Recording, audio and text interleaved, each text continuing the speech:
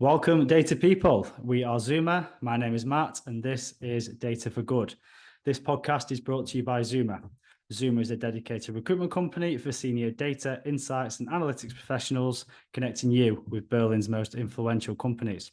The Data for Good podcast is for the world of data analytics and engineering, giving you access to the thoughts and opinions of Berlin's most successful data people. Today, we are joined by Pier Martin, Associate Director of Global Analytics at Wayfair and also mentor at the Mentoring Club. We've been looking forward to this episode as it has been patiently waiting in the wings for a little while. Pierre is going to talk to us about data and how it drives decisions. Pierre, welcome. How are you?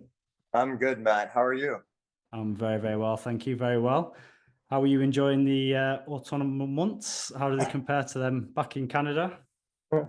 Well, I mean, we've been at least getting a little bit more sun than I feel we had last year, especially in Berlin here. But no, it's good. I just got back from a 6-day trip down to Italy and Switzerland to on to get a little bit, I guess, a little bit of a break before the hectic period here starts and the holiday season as it is. So yeah, a little recharge. I'm really excited to talk today.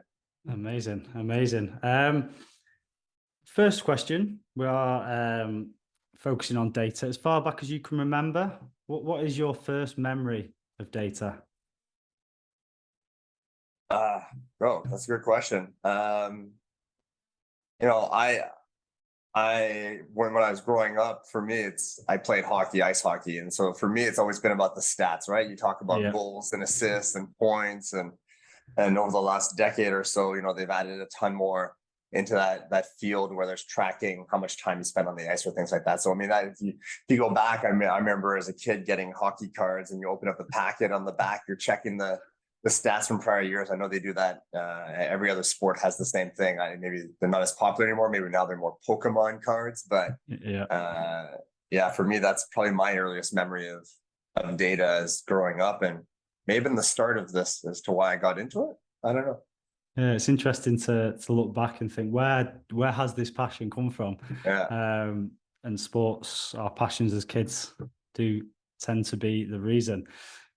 Stats as a kid, it's evolved a lot now into decision making within a business. So we make a lot of decisions a day. I think Noom did a study, and I think 122 informed decisions each day we make as individuals. Business decisions are a little bit different. They impact a lot more people, and they're also changing in the way they're done. Tell us, how are decisions becoming more and more driven by data within businesses?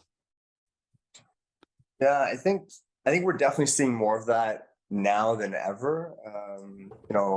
I've been in data now 15 years, but kind of focused on data for decisions that entire time. But I think until maybe the last 5 years, companies weren't really coining it that way, right? There's this element of you make a decision with some gut feeling. You kind of go find the data that helps back that decision up. But I think over the last 5 years, we're really starting to see a shift in what I call data-led, which is more the flip side of it, which is we have a thing that we have to figure out, what is the data telling us and how should we tackle it, versus what used to be is, I think we should do A, let's go find data that backs that up to back up our case study for A. And now we're seeing that shift. So I think companies are investing more into it. We're seeing more focus into that. We're starting to see data isn't just in the background living there, but I think we're seeing companies say, okay, how do we turn this data into insights to help make better decisions? And so for me, I think I've seen a lot of that shift in the last 5 years, give or take. I think centuries old is knowledge is power, and knowledge is now data. Yeah. Data in large amounts. Mm-hmm. How do we convince people who you mentioned the old school way of thought, going off gut feeling? How do we get them to have a taste of data and the value? Slowly, I think, is the answer there. I think, people that, if you think about executives in businesses today, and this is a very generalistic statement, but a lot of them got there by having great decision making, a lot of it based on their own hunches or experiences, And you're talking about people that have, a significant amount of experience that are now being told, hey, did you get the right data for that? Did you look at the data first? Did you go into that? And I think part of that conversation is building that over time. You show a little bit of value, you show a little bit more the next time. And then over time, you've convinced them that I should be looking at numbers. I should be looking at the data. I should be trying to identify what the patterns are telling me. So we're going to see a generation, I think, in the next 10 or 15 years that move into those executive roles that are used to playing in data. Just like, we see kids today that are able to do things that I can never do on a computer because they grew up with computers. And for me, yeah, I had a PC at home when I was younger, but it was the start of the internet. So I think just like that, we're starting to see that. For at least in the near future, the executives that we're dealing with, we just got to continuously show them the value and actually translate it into something that is actionable and not just throw a number at them and say, the number says we should do B, let's go do this right now. But I'd rather say, this is why you're seeing this. This is how the data behind it is supporting this. And this is how we might be able to change that. And so it's really more of a communication piece than anything else at this stage, in my opinion. And a term that's kind of thrown out quite a lot is data as a product. In simple terms, in layman's terms, what does that mean? It's a mindset in my view, which is, how can you take the data that you have and turn it into something that is usable for the person who's using or grabbing that data. So, when we talk about products, we're so used to these physical products. I have a laptop. I know how to use the laptop. That's a product. But ultimately, data is the same thing. So when I am within the business and I'm a data professional, whether I'm a data engineer, I'm taking data from one spot and moving it to the other. That is the product that I'm creating. I'm taking it and moving it to a space that's accessible by the business. A data analyst might look at that data and create an analysis that indicates how we're going to fix problem A or B. A data scientist might create a model that will help drive increased viewers on the website, things like that. So ultimately, it's like, what do you do with it that moves it along the journey into being something that is usable for the business? And data as a product is more known now. But in my view, in the past, a lot of the times was I built a dashboard. The dashboard is there. Go figure out, I did it. My job is done. Well, you've built a dashboard. The product is the dashboard, but in reality is how do you take the data and turn that into a product? What is the insight that you want me to drive? What is the action you want me to undertake? What behavior do you want me to change? And I think that when we think of data as a product, then instead of just delivering a dashboard that has the information that you think they want, you're actually building something that is customized to serve the need of the user. And ultimately, if you're not delivering the value that they expect from that product, then they won't use it, right? And I think that's the mindset that I've been trying to instill more in my career is, what is the value that you're creating by touching the data? If you're not creating any value, then over time, your skill or your job becomes less important to the business. So how do you create something that is a product that will be used by many people? How, as a data team in that case, can we kind of stop ourselves from overcomplicating the data and the dashboards that we're producing and focusing more on what are the actual needs of the consumers of the business? Yeah, it's a great question. For me, it really comes down to, there's like 5 kind of key steps there for me, which is, one is, you got to get stakeholder alignment early and often. Like you constantly got to be talking to them.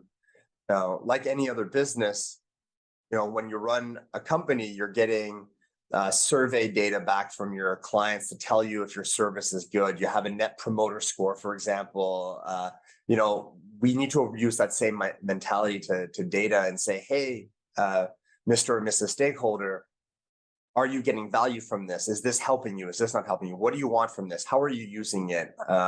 What are you doing with it? Who's looking at it? How often do you look at it, right? So by getting that alignment early, you're really going to more likely to create a product that they're going to be using. The second thing to me is around applying a kind of a product management mindset.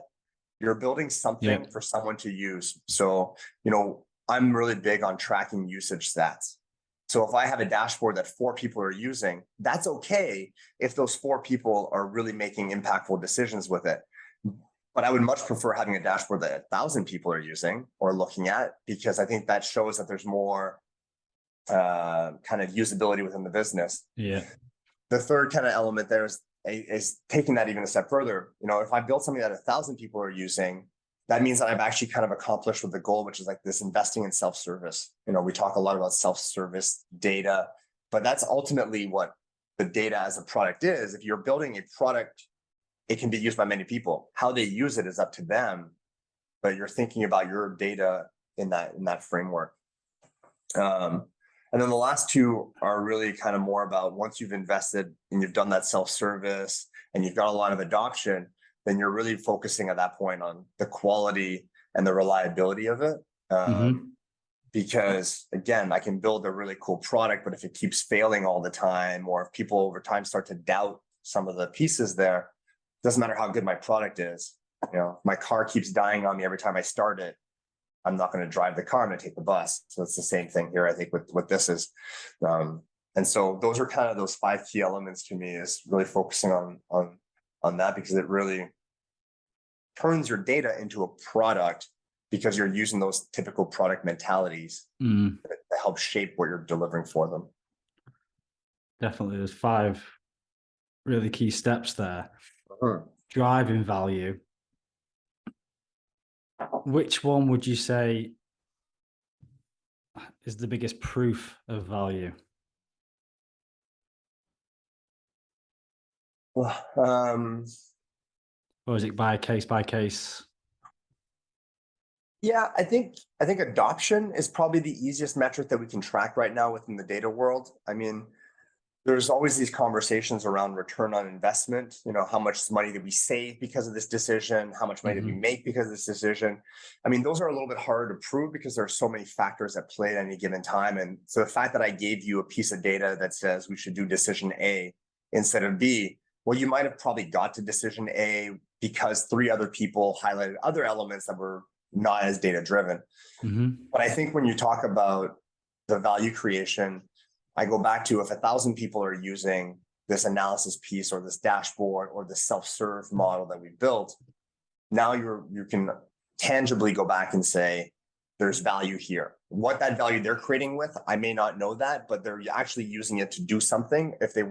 Otherwise they just wouldn't have gone onto the dashboard. They wouldn't have looked at your piece. And so for me, I think right now that's the easiest one for data professionals to kind of gather, because we have that available. Every BI tool tells you how many people looked at it. And then from there, you can dive in deeper depending on the level of maturity of the organization to say, okay, this decision saved us $1,000 or $1 million. And I think that's the next frontier that we want to start to tackle more, is to really kind of start to be able to prove the value that gets created from data teams. I mean, going back to our topic a little bit earlier around data decisions, right? Companies have been investing heavily in data for the last number of periods, and now they're starting to say, okay, let's use data to make these decisions. And there haven't been as many consequences back to say, okay, great, your data led us astray, we lost $1 million, or hey, your data decision actually saved us $1 million or made us $1 million. But I think that's coming next, right? So now that data teams get more embedded into the business on a regular basis, they're more active in the decision making.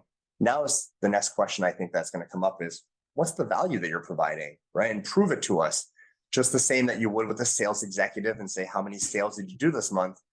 On the data side, it's how much did you save us, or how much did you gain us because we have this data team or this data platform in place.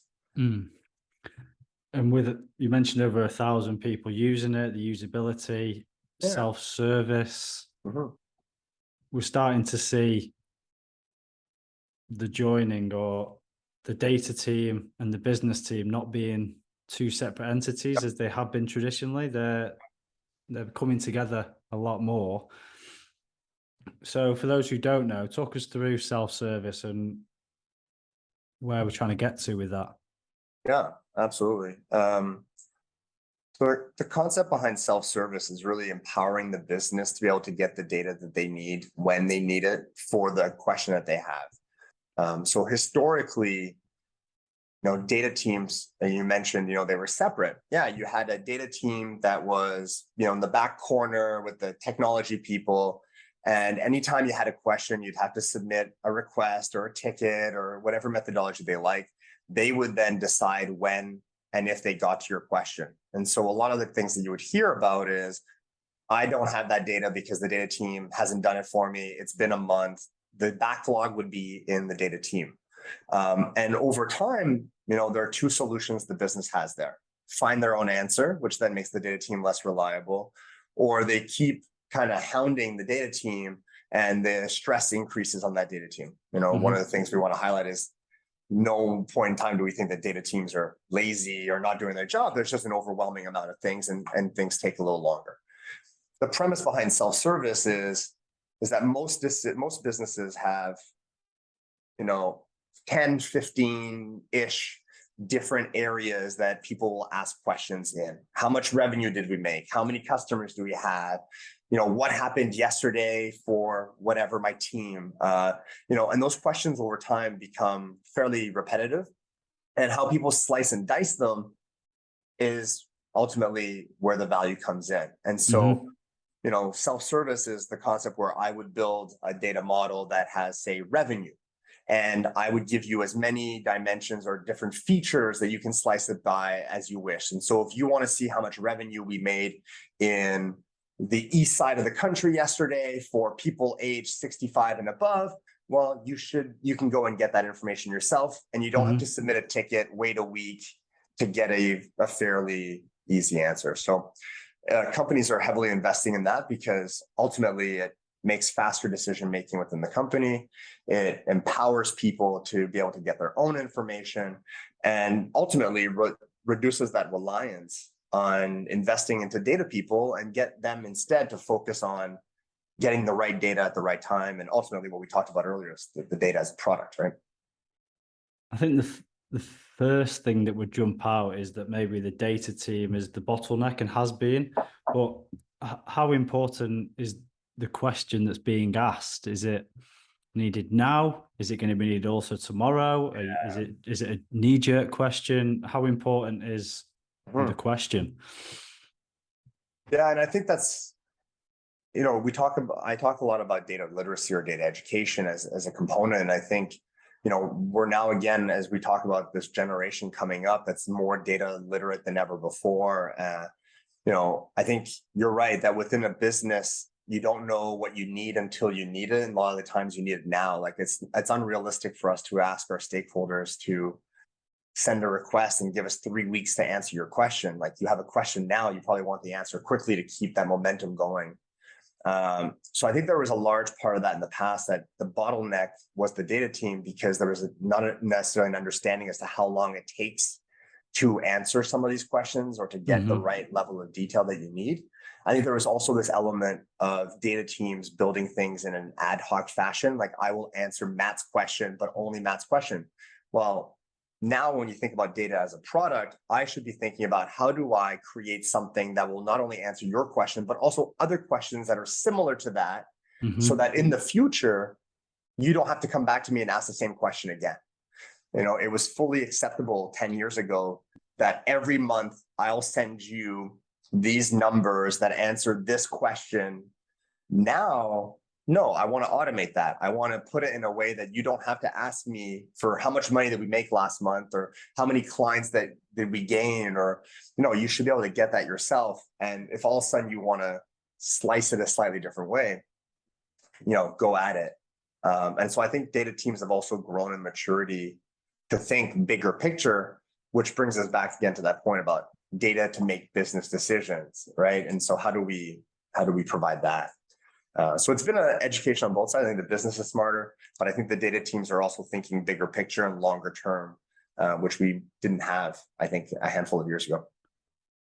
So it sounds like ad hoc requests are not going anywhere. They'll always be coming up, but how can we more include those requests into more Scalable solutions. Yes, exactly. Yeah, exactly. So, and that's what I've always been a big proponent in my teams, is to say, if we get a question more than once, we should be trying to automate that so we don't get that question again, right? So ad hoc requests will always come in. We're never going to get away from that. But the same ad hoc request should not be coming in more than 2 or 3 or 4 times. At that point in time, now you've got a common question that we should be supporting the business to have always available as an answer, right? So it shouldn't have to be an ad hoc request. At that point, that becomes a regular reporting, or, you add it to the self-serve tool or those elements. Your ad hoc requests become more specialized questions, new problems that haven't been faced before, things like that you can actually help create new value and not just be repeating the same value over and over and over again, because at a certain point you're now not actually helping. But in that case, how do we prevent a huge screen of dashboards? How do we make sure that they're always relevant? I would argue, and this is my thoughts only, but I would argue, does it matter how many dashboards exist within the organization? To me, it doesn't. What I care about more than anything else is that we have a single source of truth to build that off of. We have, if we're talking about, I've used this example a few times today, but like we talk about revenue. Yeah. If you're building your own dashboard and I'm building my dashboard, and we're both looking at revenue this year, we should get the same number. From there, if your dashboard looks at it on a daily basis for, again, people over the age of 65, that's fine. Have your dashboard, because it helps you make the decisions that you need for your job. But we should be talking the same number. So for me, that's why I'm fine with having 1,000 dashboards in a business, as long as they're useful and they're providing the value. Where we talked a little bit earlier about the 1,000 users, for me, it's 1,000 users on the data source, the data model, the single source of truth, because that's where ultimately that's the value we're creating. And then you're able to take that value, that data model, to answer your question, your problem, your specific use case.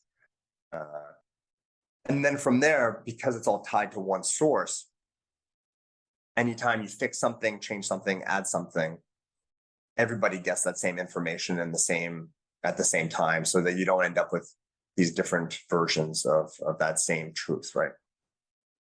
So the single source of truth is the foundation. Mm-hmm. We need to make sure the quality there is high. Yeah. And people can work with that as they wish, and whatever request they need. Yeah, exactly. And there's nothing more frustrating than when you get 2 different answers to the same question. And so I think that's where data teams really provide that value in creating that single source of truth. It's not always possible, and I know sometimes it's that unicorn where people say you can't have a single source, and every business has a different approach to how they tackle that. But I think ultimately for big numbers that are executive level KPIs, you should have one revenue number. You should have one expense number. You should have one number of how many sales did we do, or how many customers came into our store, or that's a fact. After that, how you break it down, I think, is where the real value gets created in the business. So I think that's where the data teams really provide value now, is to say, this is the basis for everything. Let's go deep dive into this, and let's really solve some of the business problems from there. So start with the business problem first, and work back from there. 100%. Amazing. Well, I couldn't have you on today without talking to you about the work that you do on top of your full-time job. So you are an active member in the data community, a mentor of the mentoring club. So just tell us a little bit about that. Yeah. So Mentoring Club is a nonprofit organization, I think, that's been established in Europe. I have no affiliation with them outside of that. I just love to give back to the community and kind of help people as they navigate their careers or within data, or if they want to bounce an idea of. So for me, it's incredibly motivating, inspiring to kind of help people, whether it's within my day-to-day role at Wayfair or if it's within the community in general. I think, this is a growing community worldwide. It's definitely a really big one in Berlin. And if I can help guide or help provide some clarity to anybody about my prior experience, then I'm always happy to do that. And so, the mentoring club is just something that I stumbled on and have really kind of latched into and really enjoyed. And I think it's a great offering for data community, but it's not just limited to data. There's also a ton of other areas, but for me, it's specifically on the data side. I think, data is the future, but I think what's so fascinating about data is there's a mix match of different backgrounds of people getting into data. It seems to be quite a leveler. A lot of people entering it that don't come from a traditional data background, if you would. What is it, do you think, about data that is so intriguing to get into? Well, for me, it's just, I just see it as having such a high impact. I mean, I think, every time you're playing in something, hopefully you can see the value that you're creating on the other end. But there's just something about data that, in my opinion, doesn't lie. The numbers are the numbers. And then you can really use that to kind of really shape a large part of where the business goes or the strategy of the business or the next decision that comes up. And so for me, it's super interesting.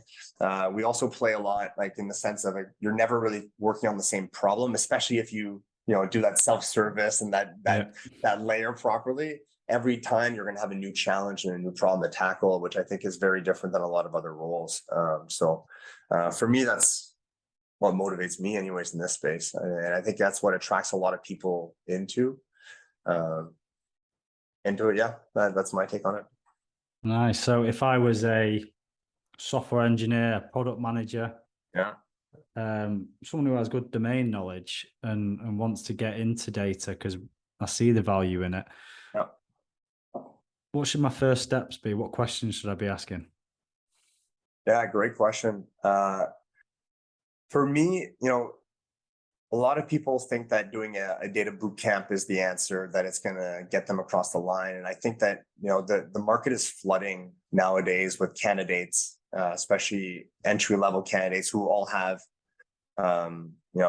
minimal experience, which is obviously the case in entry level, but they've all done a boot camp. So for me, it's about every role that you're in, whether it's communications, marketing, sales, you said software engineer, for example, all of those roles encompass data within them.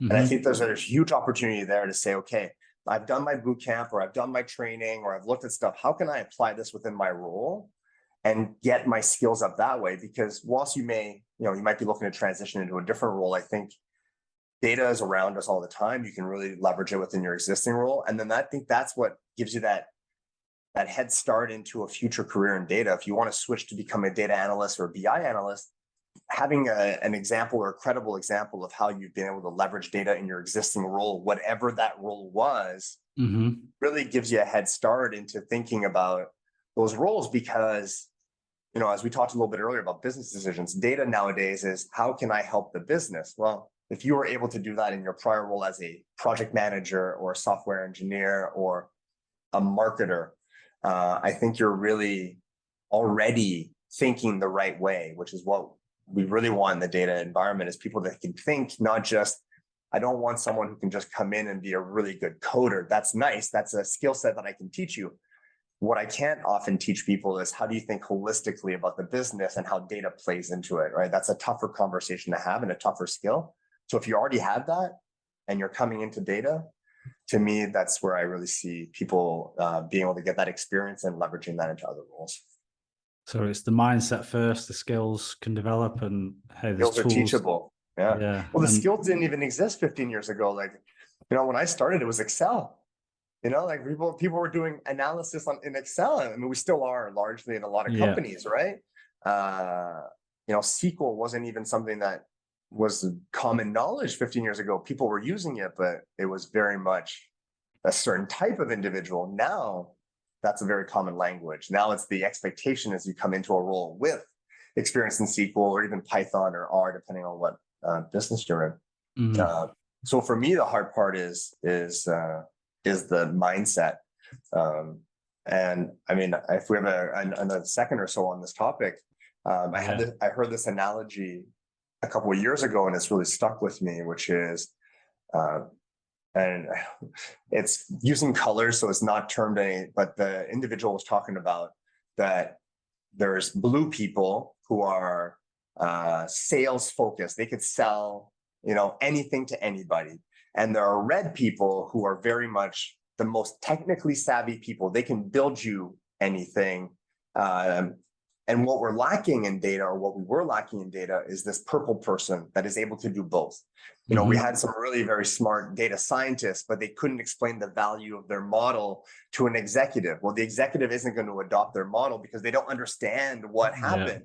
It could be the best model ever built, but they weren't able to sell it to the business to use it. The flip side of it is you have this really good salesperson who isn't able to develop anything that is good from an analysis perspective. You can sell it, but it's not good quality. So ultimately what we've been working on in the data is, how do you combine those two people together and get that person who may not be as technically good, who may not be as good at sales, but they're good at both. And that's the value that I think that's created in the business, is you're able to sell, or at least convince people, or understand the business need for what you're doing. Would you say that's where the storytelling comes to the forefront? Very much. Yeah.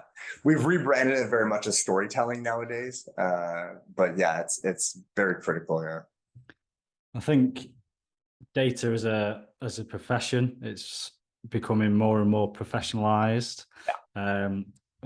We kind of see it as data is at the adolescent stage. We've had the awareness, people know what data is now, and we're really driving towards acceptance and everyday business decisions. And I think unfulfilled potential is being thrown around a lot when we talk about data. Well, we taught us a lot today, Pierre. We could have spoken for a lot longer. I think these topics lead pretty nicely onto a future podcast, and we would love to have you on again in the future. Fingers crossed we'll maybe do a live event in Berlin next year. But that's all we have time for today. Thank you very much for your time and your rich insights, Pierre. It's been educational and topics that everyone is talking about. To our listeners, as always, drop your questions and feedback in the comments section, and we'll pick out some to be answered on the future podcasts. And please don't forget to like and share so we can get the message out to as many people as possible. But from me and Pierre, it's goodbye. Thank you, Pierre. Thank you, Matt. Ciao for now. Ciao.